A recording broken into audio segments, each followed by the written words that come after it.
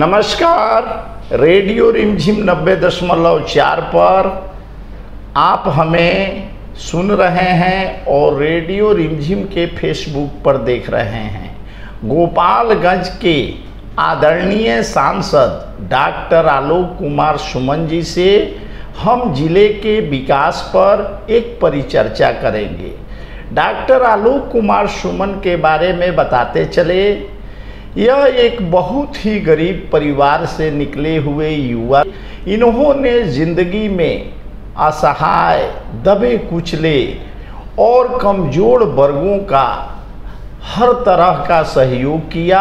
सांसद होने के पूर्व इन्होंने MBBS MD किया और गोपालगंज में रहकर यहाँ के लोगों का सेवा करने का कार्य किया।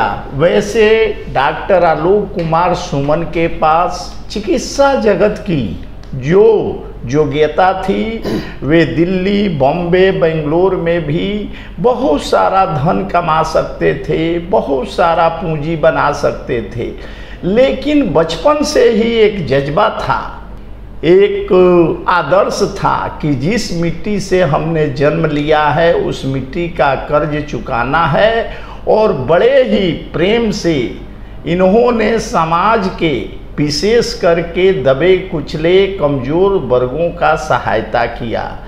आज उन्हीं के आशीर्वाद से राष्ट्रीय जनता दल यू के सांसद होने का गौरव प्राप्त हुआ और इनके कार्यों को देखते हुए जनता दल यू के राष्ट्रीय अध्यक्ष माननीय मुख्यमंत्री श्री नीतीश कुमार जी इन्हें राष्ट्रीय जनता दल यू का कोषाध्यक्ष भी बनाया। बहुत कम समय में जनता के बीच लोकप्रियता हासिल करते हुए पार्टी के अंदर इन्होंने बेहतर कार्य का प्रदर्शन किया।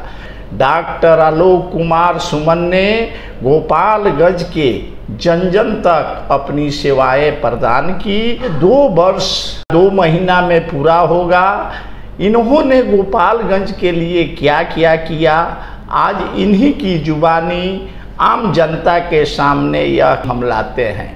तो आदरणीय सांसद महोदय, जो जिला के प्रथम नागरिक हैं, हम आपको नमन करते हैं, प्रणाम करते हैं। जी प्रणाम। और हमारे गोपालगंज की जनता को नमस्कार। और हम चाहेंगे कि आप बताएं कि 2 वर्ष लगभग पूरे होने वाले हैं, गोपालगंज के लोगों के लिए आपने क्या क्या किया। मैं जब अपनी पूरी गोपालगंज जनता के आशीर्वाद से सांसद बना तो सबसे पहला काम मैंने किया कि देखा कि वर्षों से गोपालगंज में पासपोर्ट कार्यालय की बिल्डिंग बनकर तैयार थी, लेकिन वो चालू नहीं हो पा रहे थे इंफ्रास्ट्रक्चर की कमी से, जिसको मैंने विदेश मंत्रालय से बात कर मिलकर उसको 2-3 महीने के अंदर चालू कराया। अगला मेरा काम था NH-28 जो अब NH-27 हो गया है। इसमें बथना कुटी से लेकर डुमरिया घाट तक बहुत सारी कमियां थी। रोड बहुत जगह ख़राब था। गोपालगंज सर्विस लेन ख़राब थी, बढ़िया में सर्विस लेन ख़राब थी, मोहम्मदपुर में सर्विस लेन ख़राब थी। उसको मैंने माननीय सड़क परिवहन मंत्री श्री नितिन गडकरी जी से मिलकर बात कर वो पैसा उधर से लाया, विभाग को मिला और वो काम हुए। कुछ अधूरे काम रह गए हैं, जैसे NH पर डुमरिया घाट पुल और गोपालगंज में फ्लाईओवर जो बंजारी से हजियापुर तक जाती है। फ्लाईओवर के लिए भी टेंडर हो चुका है। मार्च से तो काम शुरू होनी थी, लेकिन कोरोना हम लोगों को इतना पीछे ढकेल दिया कि सब चीज़ें अस्त व्यस्त हैं। अभी फिर टेंडर होने वाला था, तब तक फिर अभी कोरोना आ गया, इसलिए। लेकिन फिर भी मुझे मंत्री जी से आश्वासन मिला है कि जितना जल्दी हो सकेंगे हम लोग इसको पूरा करेंगे।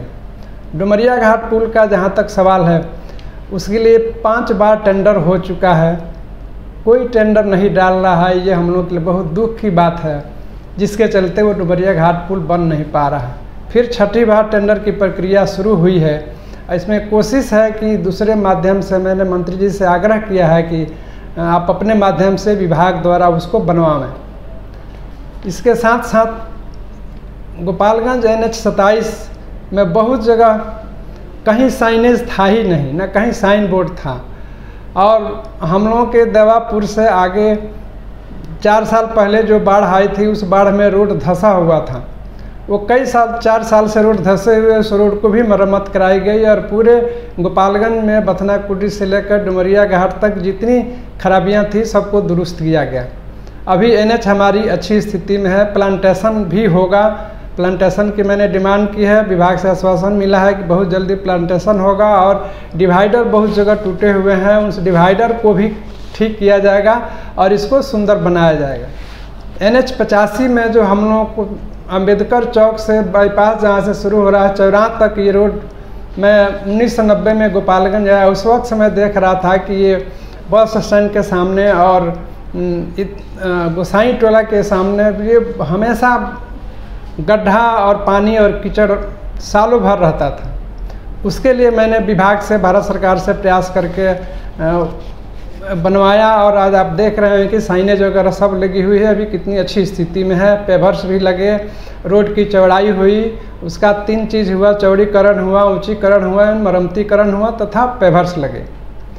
फिर मीरगंज रोड भी आपने देखा होगा कि ये एक बाईपास से शुरू होकर जो अपना जिंगना ढाला है, जिंगना ढाला तक का रोड कितनी बुरी स्थिति में थे, वो भी मैंने जब से गोपालगंज में आया, मैं यानी 1990 से मैं उस रोड को भी उसी हालत में देख रहा था। वो भी मैंने भारत सरकार से और हमारे माननीय मंत्री नितिन गडकरी जी से रिक्वेस्ट करके वहाँ उसका भी फंड लाया और वो भी रोड आज आप देख रहे होंगे कि कितनी अच्छी स्थिति में हो रही है, बन रही है। रोड के साथ साथ नाले भी बन रहे हैं। उसके बाद मैंने गोपालगंज जिले के असाध्य रोग से ग्रसित रोगियों को, इसमें कैंसर है, किडनी की बीमारी है, ऐसे बहुत सारी बीमारियां जो असाध्य हैं, उनको प्रधानमंत्री राहत कोष से मैंने 1.25 साल में 69 लाख रुपए अनुदान दिलवाया है। और ये गोपालगंज के लिए मैं समझता हूँ कि एक बहुत बड़ी सहायता है हमारे प्रधानमंत्री जी के तरफ से। मैं अपने प्रधानमंत्री जी को भी धन्यवाद देता हूँ एवं आभार व्यक्त करता हूँ। और मैं रेलवे मंत्रालय को धन्यवाद देता हूँ कि हमारे गोपालगंज को रेलवे की 3 सौगात मिली है, 3 ट्रेनें मिली है। पहली ट्रेनें मिली जो गोरखपुर से पाटलिपुत्र पटना तक जाती है। दूसरी ट्रेन मिली जो पहले छपरा से लखनऊ चलती थी, लेकिन वो सप्ताह में 2 दिन थी और वो भी गोपालगंज से नहीं थी। उसको छपरा से गोपालगंज थावे होते हुए लखनऊ तक डेली कर दी गई। तीसरी ट्रेन अभी हमें 14 तारीख को मिली है, जो पहले छपरा से चलती थी टाटा नगर के लिए, वो अभी थावे से टाटा नगर को विस्तारित की गई है।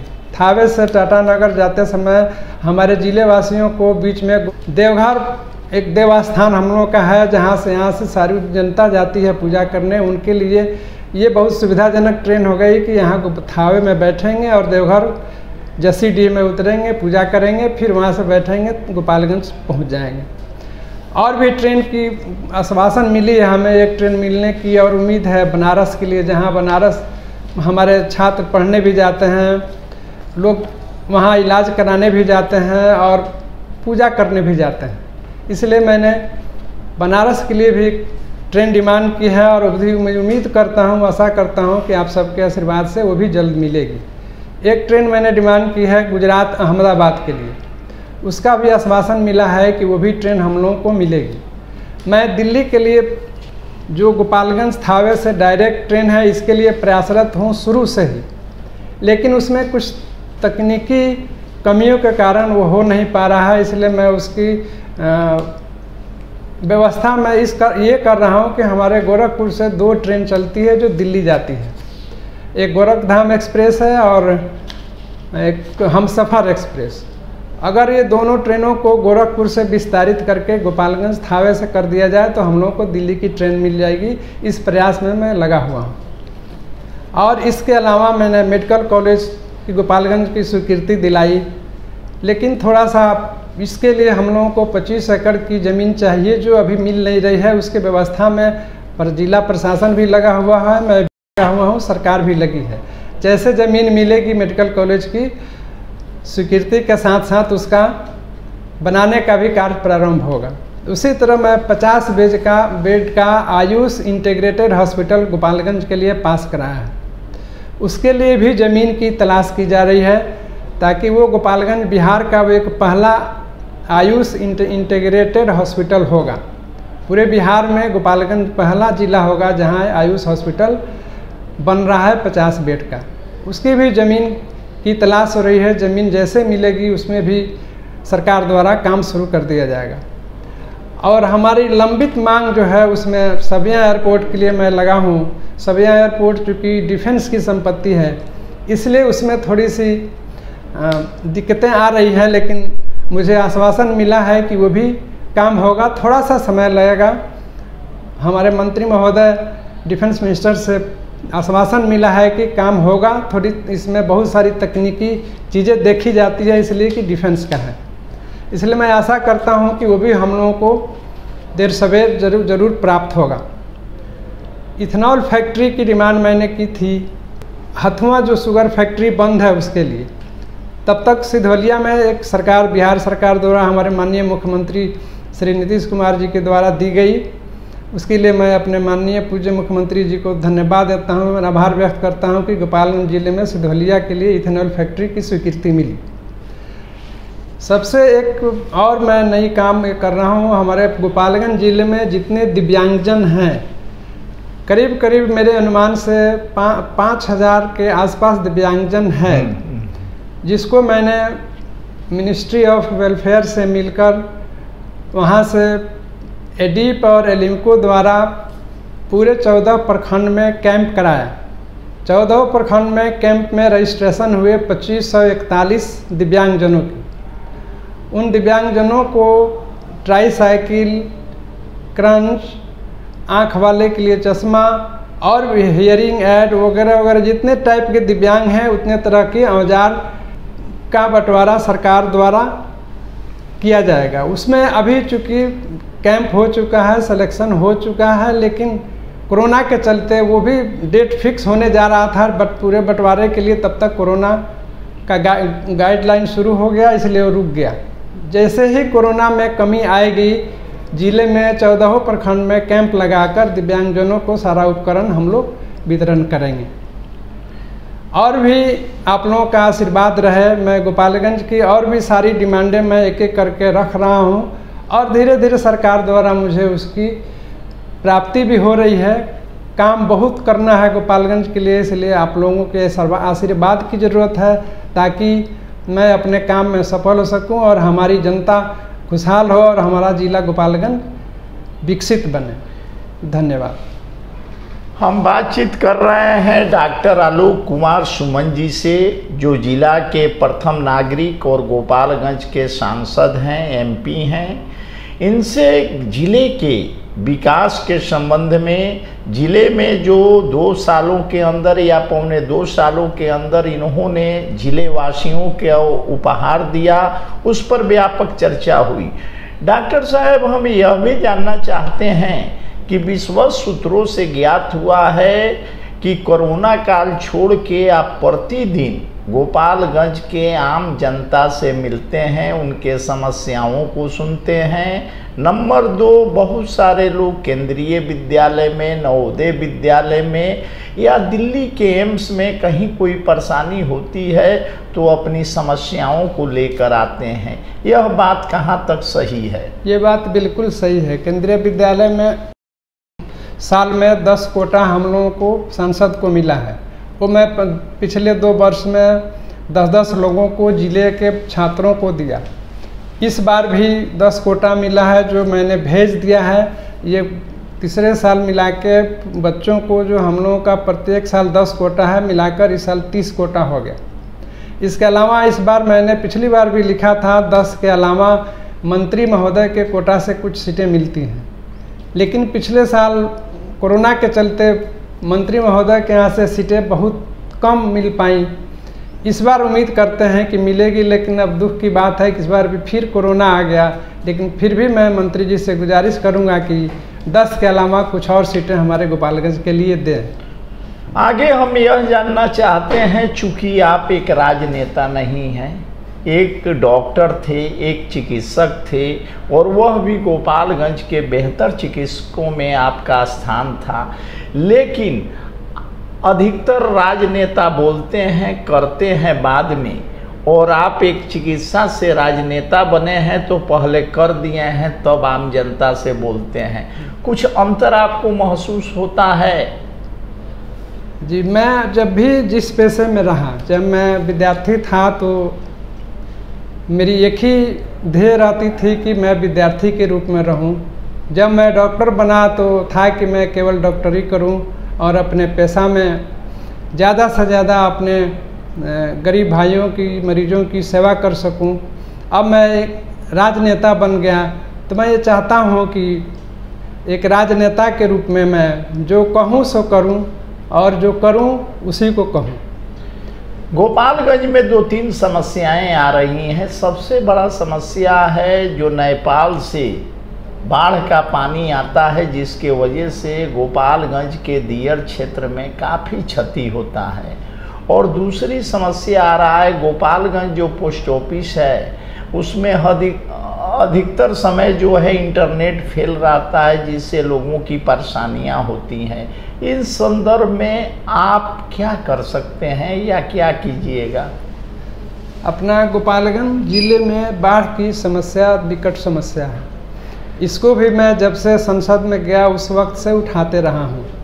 इस बार भी मैंने बाढ़ की समस्या को उठाया था।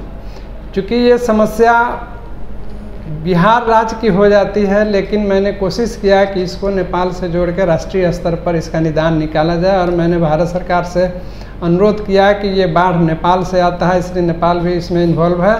इसमें आप अपने स्तर से, भारत सरकार अपने स्तर से इसमें पहल करके अस्थायी बाढ़ को रोकने के लिए बोल्डरिंग की व्यवस्था की जाए और उसके किनारे को सीमेंटेड किया जाए। जैसा कि यूपी में मैक्सिमम जगहों पर किया गया है, वैसा ही मैंने अनुरोध किया है भारत सरकार से कि बिहार में भी वैसा ही किया जाए। किनारों को बोल्डर से हम सीमेंटेड करके उसको बाढ़ को हम लोग रोक सकते हैं अस्थायी रूप से।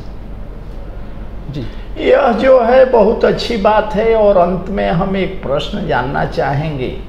गोपालगंज का सांसद एमपी होने के नाते महापंचायत में यानी लोकसभा में यहाँ की जनता की आवाज़ आप अक्सर उठाते हैं। यहाँ की समस्याओं के बारे में इस महापंचायत में, लोकसभा में अपने बातों को रखते हैं, जिन बातों को गोपालगंज की जनता देखती है, और यह सब समस्याएं आप अक्सर उठाते हैं। नंबर 2, आप जब भी दिल्ली से गोपालगंज में रहते हैं, जनता दरबार लगाते हैं, 14 प्रखंड 2 अनुमंडल का दौरा करते हैं और लोगों की समस्याओं में लीन रहते हैं, इन बातों को ले जाकर आप सीधी पहुंचाते हैं, तो आपका व्यक्तिगत जीवन कहाँ है? चूँकि आपने सारा समय आम जनता को दिया है, इस संदर्भ में बताएं।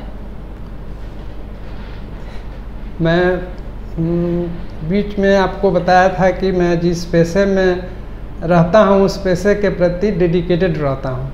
डॉक्टर था तो दिन रात डॉक्टर था, अभी राजनेता हूँ तो दिन रात राजनेता हूँ। दिन रात जनता हमको आशीर्वाद दी है जनता की सेवा करने के लिए, उसमें मैं प्रयासरत हूँ कि मैं ज़्यादा से ज़्यादा जनता की सेवा कर सकूँ और जनता की समस्याओं को उठा सकूँ और उसका समाधान कर सकूँ। यही मेरा ध्येय है। आपने इतना महत्वपूर्ण समय रेडियो रिमझिम के फेसबुक पर और रेडियो रिमझिम के श्रोताओं को और गोपालगंज के जनता के लिए समर्पित किया, इसके लिए मैं आपको धन्यवाद देता हूं।